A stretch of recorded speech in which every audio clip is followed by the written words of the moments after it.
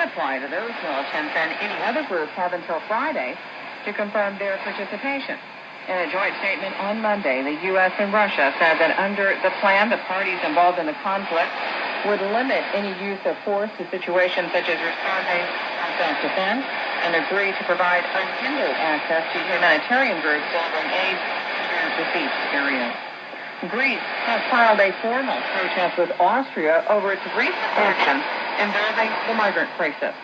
The Greek Foreign Ministry summoned the Austrian ambassador to Athens to express anger over Vienna's decision to limit the number of asylum applications, which could leave thousands of migrants stranded in Greece.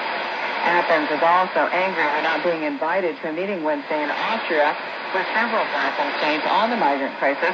Those states are Albania, Bosnia, Macedonia, and Slovenia. Monday, Greek police began removing hundreds of migrants from a camp at the country's border with Macedonia. A Swedish doctor has been sentenced to 10 years in prison for abducting a woman and locking her in a homemade bunker for 6 days. In a unanimous verdict, a Stockholm court found 38-year-old Martin Tranberg guilty of drugging and abducting the woman. The prosecutor said he had planned to hold the woman and his girlfriend in a specially constructed bunker behind his isolated home. Supporters of Apple and its objections to helping the FBI break into an iPhone used by a mass shooter are planning protests in 40 cities Tuesday, including the FBI's headquarters in Washington. The rights group called Fight for the Future is organizing events at Apple stores in New York, San Francisco, Minneapolis, Hong Kong, and London. I'm Francis Alonso in Washington. That's the latest world news from VOA.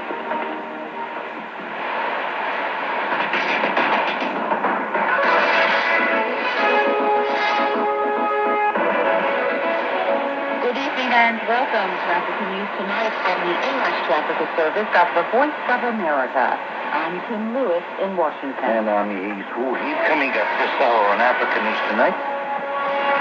You think a family of 10 gets pregnant, that means they will only eat in the afternoon. What happens to them in the evening? That's Amina Khalid, a Blantyre resident, complaining about limits on the amount of emergency maize supplies given to the public. Details coming up.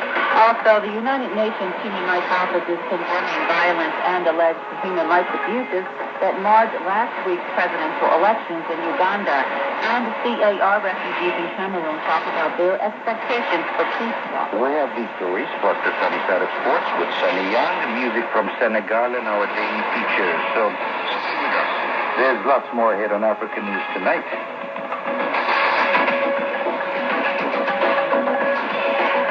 Our top story this hour, following text with UN Secretary General Ban Ki-moon, President Pierre Nkurunziza announced that he promised to release 2,000 Burundians who have been detained in recent months of political conflict and violence in the country. David Arnold talked with VOA correspondent Moses Abiyaramana in Bujumbura about today's event.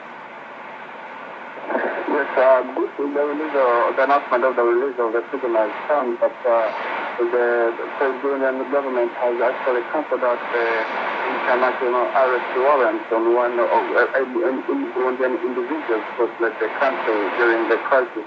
That included the former parliament speaker and the former second vice president who actually fled the country during last year when the South African President Pierre Nkurunziza started.